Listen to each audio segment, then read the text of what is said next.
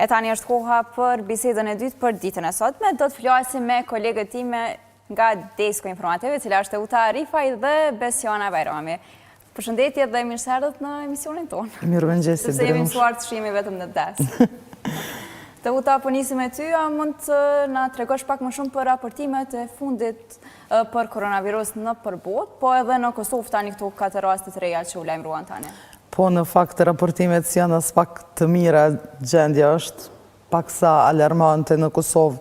Tashmë sot në mëngjes janë konfirmuar edhe 4 raste të reja që në totale bën numrin e të infektuarve me pandemin COVID-19 13, e që për një vend si Kosova them se është numër për të shqetësuar, natyrisht duhet të bëjmë panik, po brenda vetëm 3 ditësh numri arriti në 13 të infektuar, gjë që nuk është as pak mirë për ne marrë parasysh kapacitetet të cilat i kemi si shtet, si do qoftë masat të cilat janë ndërmarrë tashmë, janë natyrisht për çdo lëvdat, me që krahasuar edhe me shtetet tjera në botë, duke filluar nga Kina, nga ku filloi të përhapej virusi, janë treguar të efektshme, sepse rezulton të jetë mënyra e vetme për të mbrojtur izolimi, distancimi shoqëror.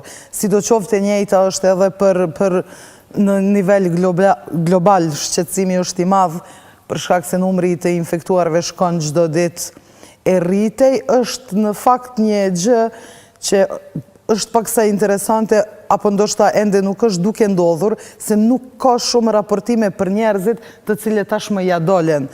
Ishte një rast me një të moshuar, shumë të moshuar, i cili thanë se është shëruar nga COVID-19 dhe ishte natyrisht lajmi mirë, kur e marrim parasysh se të moshuarit janë dukshëm më të ndjeshëm ndaj këtij virusi se sa të tjerët, por të rralla janë raportimet për njerëz të cilët po shërohen, ose ndoshta vëmendja, për shkak se vëmendja për momentin është kryesisht tek rastet e të infektuarve, tek mënyra se si ata po trajtohen.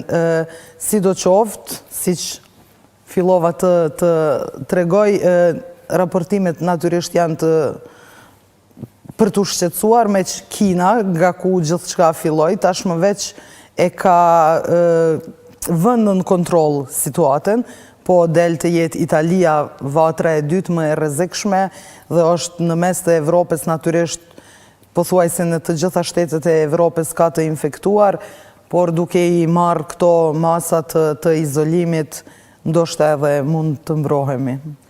Po, Besiona, mund nga tregosh ti se çfarë është duke u lexuar kohët e fundit më shumë ti në portal? A janë gjitha këto lajmet për koronavirus dhe si ke ndikimi juaj dhe gjithë puna që bët për raportimin e këtyre 4 rasteve të reja pak minuta më parë? Po, Drenusha, situata me koronavirusin ka tërhequr një vëmendje të jashtëzakonshme gjithë botën, po ashtu edhe në Kosovë, marrë parasysh se pandemia e cila është bërë si e tillë apo është paralajmëruar si e tillë nga organizata botërore e shëndetësisë, ka prekur pothuajse 119 vende të botës.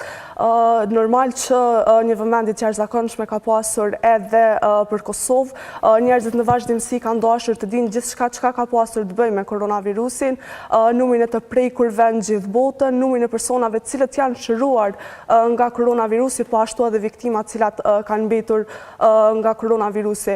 Portali Koha.net ka raportuar qysh në fillim prej shfaqjes së këtij virusi në Wuhan të Kinës, pastaj shpërndarjes së tij nëpër vendet e Evropës, ardhjen e tij dhe prekjen e njerëzve në vendet e regionit, pastaj edhe të premten, kur u konfirmuan 2 rastet e para me koronavirus në Kosovë. Po e shohim tani edhe portalin Koha.net, dhe e shohim se ju keni vendosur edhe statistika tani për gjithë të infektuarit, të shëruarit dhe të vdekurit. Po, në fakt njerëzit kanë mundësi të shohin në kohë reale të gjitha shifrat për gjitha vendet cilat janë të prekura me koronavirus, dhe më thënë janë personat e infektuar, personat e shëruar, po ashtu edhe personat e vdekur.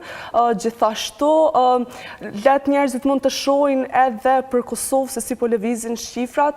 Në fakt kemi vetëm 13 personat infektuar me koronavirus, fatmirësisht nuk kemi ende viktima, po ashtu edhe nuk kemi ende të shëruar që shpresojmë që do të kemi.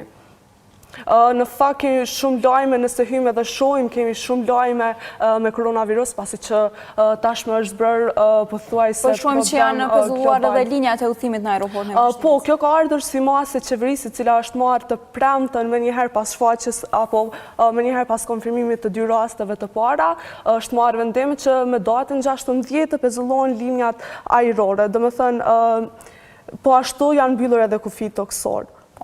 Teuta po si qëndrojnë në vendet e botës për linjat ajrore, janë duke funksionuar? Njëjtë, në fakt, është për momentin vetëm Britania e cila ende po vazhdon në një farë forme të jetoj.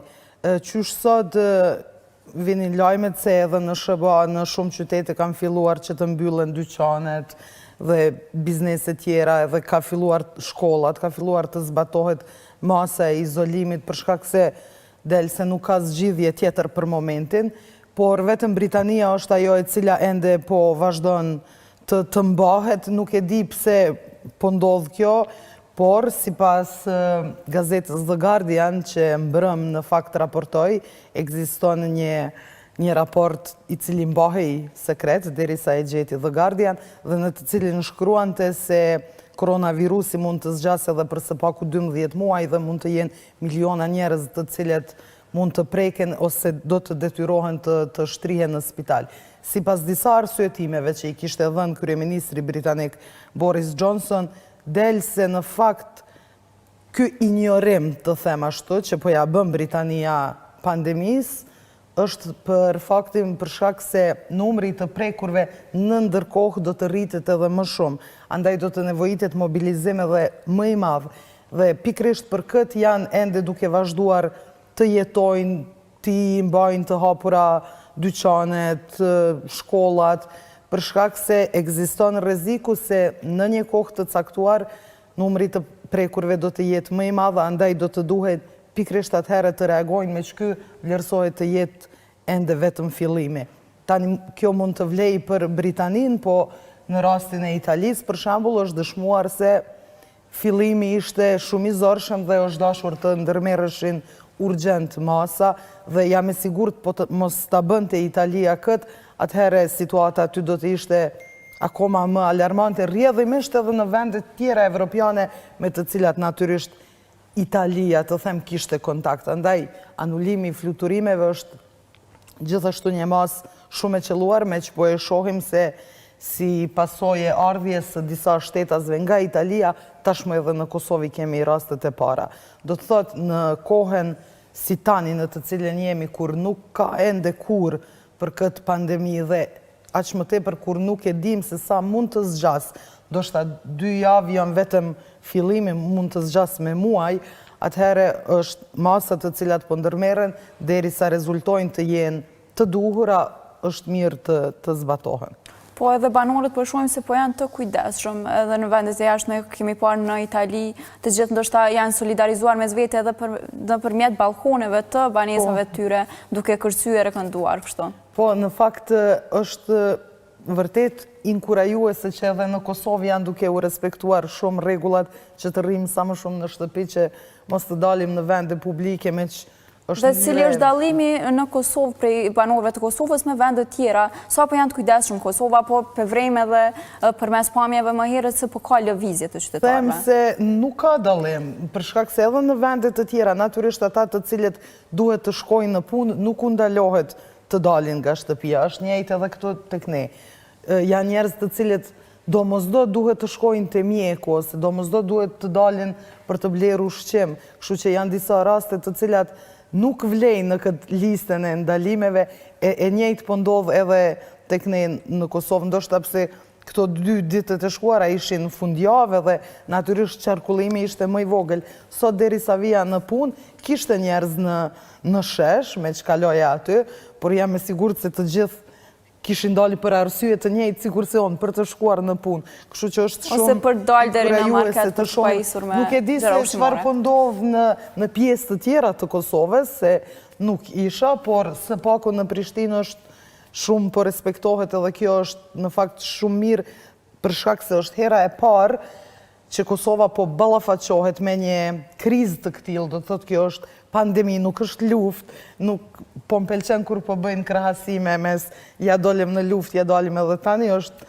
shumë ndryshe, po marrë parasysh se po ballafaqohemi për herë të parë dhe ishte një situatë e menjëhershme, diçka që u desh të reagonim shumë shpejt, jam shumë e lumtur që e shoh vetëdijesimin e popullatës. Mes tjerash mbrëm në orën 9 dolen qytetarët në për balkone dhe duar troketën për stafin mjekësor dhe për të gjithë të tjerët që janë në krye të detyres që të ballafaqohemi më lehtë me këtë situatë. Unë natyrisht i kam falendëruar edhe gazetarët me që siç po shihet ne jemi ata të cilët po duhet të dalim në punë dhe natyrisht jemi të ekspozuar ndaj rrezikut. Po ka pas edhe reagime të tjera që kanë thënë se këta personeli mjekësor, zjarfikset dhe gazetarët e kryejnë gjithmonë punën e tyre. Dhe pse po falenderohen vetëm tani në këto momente?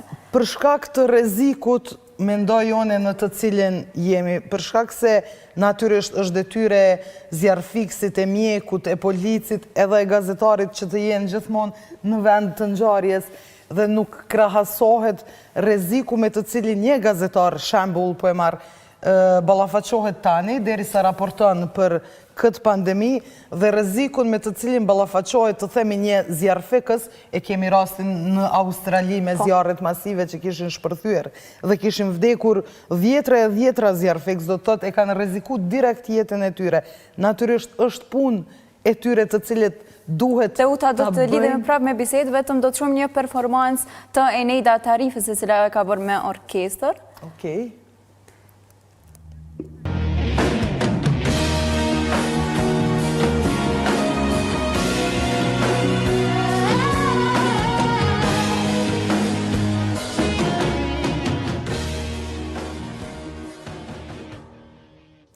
E po am edhe performancën e këngëtarës së Shqipërisë, Eneida Tarifa, dhe është interesante sepse të gjithë kanë qenë nëpër shtëpitë e veta dhe kanë arritur që të hyjnë live kështu me këtë performancë. Besiona, sa po kanë klikime këto performanca që kanë nisur tash e 2 ditë në rrjetet sociale? Po në fakt njerëzit janë shumë të interesuar edhe ndoshta pse po qëndrojnë tash në shtëpi, po i ndjekin me vëmendje dhe këto performanca të cilat janë duke u bërë nga artistë të ndryshëm.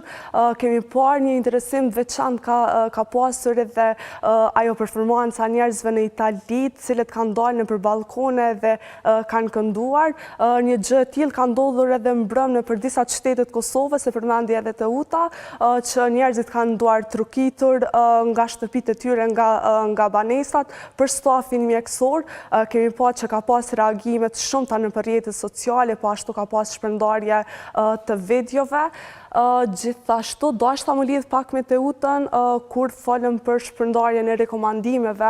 Në fakt, organizatat botërore të shëndetësisë, ekspertë shëndetësor, po ashtu edhe institucionet vendore, si Instituti Kombëtar i Shëndetësisë Publike, gjithashtu Ministria e Shëndetësisë, në vazhdimsi kanë dhënë rekomandime për njerëzit se si të mbrohen nga koronavirusi apo si ta parandalojnë shpërndarjen e tij, dhe njerëzit në vazhdimsi i kanë marrë ato rekomandime dhe kemi pa që lajmet kanë qenë tepër shumë të lexuara.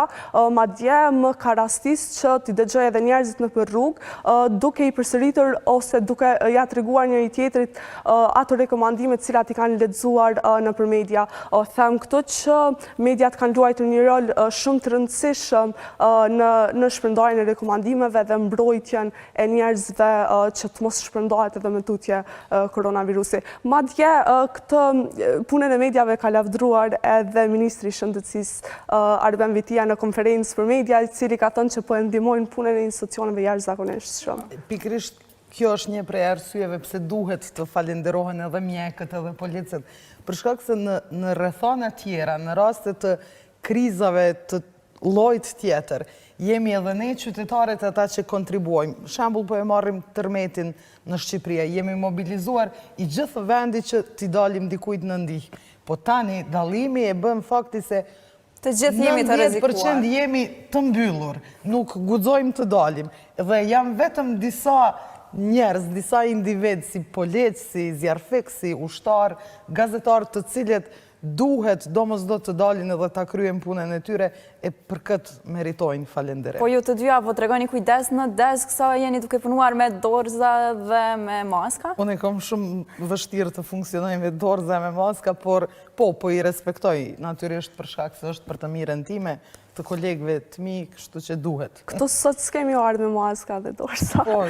Po, në desk për ima ashtu. Teuta Besiana, faleminderit shumë që ishit pjesë e emisionit tonë mëngjesit dhe shpresojmë që e gjithë kjo situatë kaloj sa më shpejt. shpresojmë. Me sa më pak viktima. Faleminderit juve.